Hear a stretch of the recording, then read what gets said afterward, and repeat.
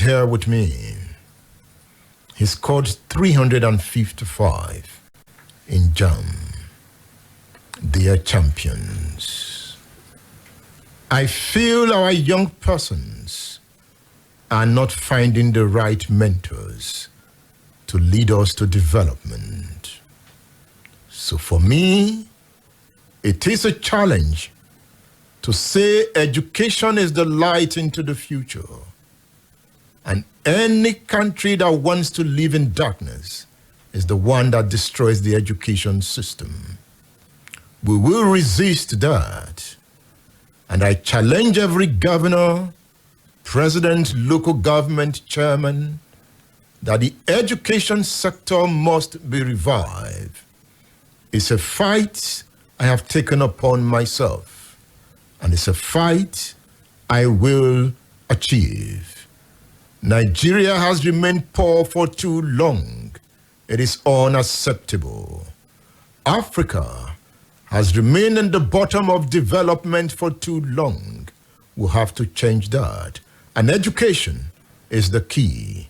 The reason I bring this book to you, Africa Must Be Modern. It is a task that must be done. And it's only through education that we can achieve that. So today, I am celebrating a scholar, Professor Segun Olugbenga Adedeji. Prof, it's good to have you on State Affairs. I'm so excited. I have listened to you, I would say, for many years. And my eyes have now seen you. Especially looking at you seated at Trenchard Hall that day. I said, this is somebody I've been listening to. Now my eyes is seeing him directly. Edmund, I'm very, very excited to see you. And I'm very, very happy to be here today. Thank you very much. Thank you for coming. Yes, thank you very much. And your lecture was quite incisive. Thank you. I could hear your voice echoing in that hall, telling me there is a task we must achieve, that education is the light into the future. You agree with that? Absolutely. Without education, whatever we are doing as a nation is a waste of time. Because education tries, to set our priorities, tries to organize, what needs to be done, how we are going to do it, who is going to do it, and when those things should be done. And when we don't have education, somebody said, abuse is inevitable. You cannot run a nation without precedent, without, looking at what education can do. Look at almost all the nations of the world. Most of them do not rely on what we are calling these natural resources, but they depend on the human capital. And by that, they were able to organize and they were able to manage their resources very well. Nigeria is one of the highly gifted countries in the world, highly endowed country in the world. But because of the premium that we put on education, we have not been able to harness all those resources. And that's why we are very poor. It's unfortunate. We are not supposed to be poor. But because of, the emphasis that our leaders have put on education, that's why we have remained a poor nation. And it grieved my heart. We've traveled all over the world.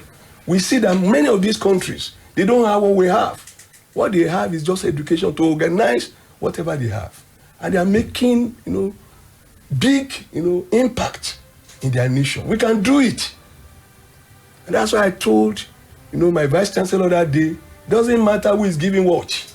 If we have passion, we need people who are passionate about leadership. People who know that leadership is about solving problems. If you cannot solve problems, we are not supposed to be leaders. If we have a leader, there will always be problem. And that is how God has created, the human nature. There will be problem, but there will be a time when some people will rise up as leader to solve societal problem. There's never any country without problem. What we have is leaders who are solving problems. There are problems all over the world, problem in UK, United States, but we have leaders over there who will see their problem and who will solve their problem. When you go to foreign universities, because I heard the VC reeling out your achievements, Fulbright scholarship. Yeah. When you go abroad and you come back to UI, how do you feel? I feel so bad. Because the only thing we are lacking is the environment. If you see Nigerian, in any of those universities, you will know that the only thing that is lacking is the environment that we don't have. Look at all over the world. See what Nigerians are doing. Most of those institutions are, filled by Nigerians. And they are doing so great. But the moment they come home, because we don't have what it takes, we don't have all the facilities. That's why we have remained very poor. And until the government will rise up to that occasion and see that the only way to develop this nation is to develop the educational system. No nation can develop more than the educational system. No matter what you are building, if you don't build your education, those people will destroy it. Go and build road, build railway, build skyscrapers. If you don't build mind, they will certainly destroy what you are building. And that's what we're having in Nigeria. The moment you refuse, you neglect building minds of people, whatever you are building, you are wasting your time. I mean, look at the road. You see people digging road after constructing it. You see people destroying lights. Those things are not happening elsewhere. It's only in Nigeria because the minds of people are not built. And until the government will decide to see that mind is what manages facilities, that's when we're going to get it right. What informed the choice of the topic, the Nigerian higher education system, the twin problems of inadequate funding and graduate employability? Thank you very much, Edmund. I would say that is inspiration from God. I was giving this inaugural lecture within, maybe I'll say, about 3 weeks to come and present, which is very unusual. Because ordinarily, they should give you like 6 months to get ready for this inaugural lecture. So when I received a text message from the Vice Chancellor's office that will I be willing to present my inaugural lecture in October? So I replied, I said, when in October? And the message came back October 12. I've been praying that God, I want to pay my due to the university. I've done so many things, but I've not presented my inaugural lecture. So when I saw that, it was an opportunity for me. So I plunged into it, but that was not an easy task. Between that time I said yes, till the next day, my blood pressure rose to 146/92. I say, you are mildly hypertensive. I say, am I going to kill myself because of an inaugural lecture? As I was going to say no, I just received a message from God that every opportunity comes with responsibilities. And because people are not willing to take responsibility, they miss opportunity.